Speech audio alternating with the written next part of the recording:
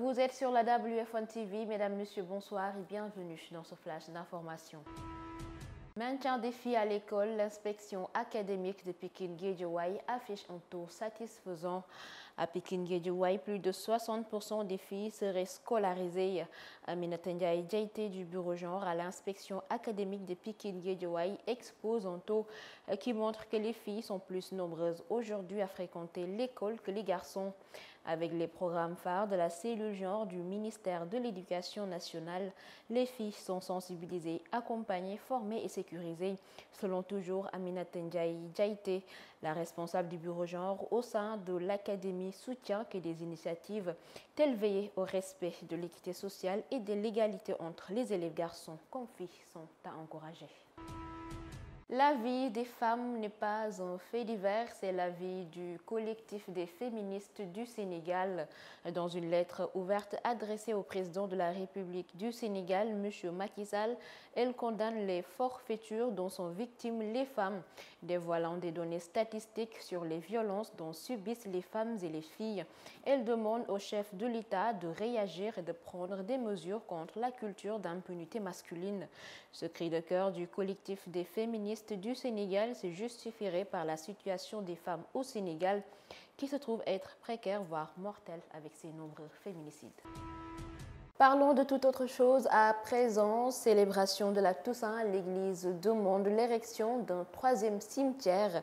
La Toussaint, une fête catholique pour honorer tous les saints de l'humanité, a été fêtée hier mardi sur tout le territoire national. Une occasion d'ailleurs pour l'Église de demander l'érection d'un troisième cimetière chrétien à Dakar. Le maire de Dakar, Barthélémy Diaz, présent lors de la cérémonie officielle de la Toussaint, a promis de faire les démarches nécessaires pour que la région de Dakar bénéficie d'un troisième cimetière en bonne et due forme. Un discours rassurant à l'endroit de l'archevêque Benjamin Ndiaye qui n'a cessé d'alerter sur l'urgence d'ériger un nouveau cimetière à Dakar. Dans l'actualité internationale en Afrique, situation entre la RDC et le Rwanda, l'ONU s'inquiète. Le secrétaire général de l'ONU s'est dit préoccupé par la relation entre la RDC et le Rwanda. La résurgence des combats entre les forces armées de la République démocratique du Congo et les rebelles du M23 ont placé quelques 50 000 personnes dans l'est du pays.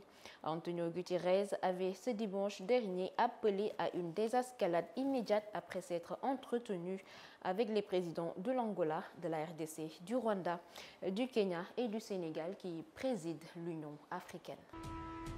Élections législatives en Israël, Benjamin Netanyahu, sous la bannière de Likud, arrive en tête. D'après les dernières estimations, le parti politique de l'ex-premier ministre israélien Benjamin Netanyahu est arrivé en première place des élections législatives ce mardi 1er novembre.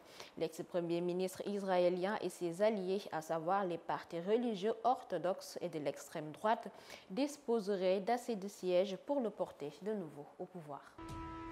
Dans la page sport, basketball féminin, finale Coupe de la Ligue, l'AS Ville de Dakar confirme sa mainmise sur la scène nationale.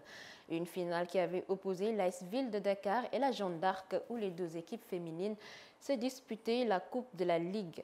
Une finale qui a tenu ses promesses et qui s'est soldée par un score de 79 points à 110 pour Jeanne d'Arc au stadium Marius Ndiaye ce dimanche dernier, ce qui confirme la suprématie de l'AS Ville de Dakar au niveau national qui continue d'ailleurs à récolter des trophées. Toujours en sport, parlons football, Coupe du Monde au Qatar, Crépin Diatta optimiste. L'international sénégalais s'est prononcé sur la participation du Sénégal à la prochaine Coupe du Monde au Qatar. L'ailier droit affirme qu'ils ne vont pas se cacher et qu'ils savent qu'ils ont une bonne équipe avec de grands joueurs pour aller compétir. La sélection sénégalaise, championne d'Afrique, pour la deuxième fois de suite, participe à la plus grande compétition de football au monde avec une casquette d'outsider, un statut qu'il faut bien honorer selon Crépin Diatta.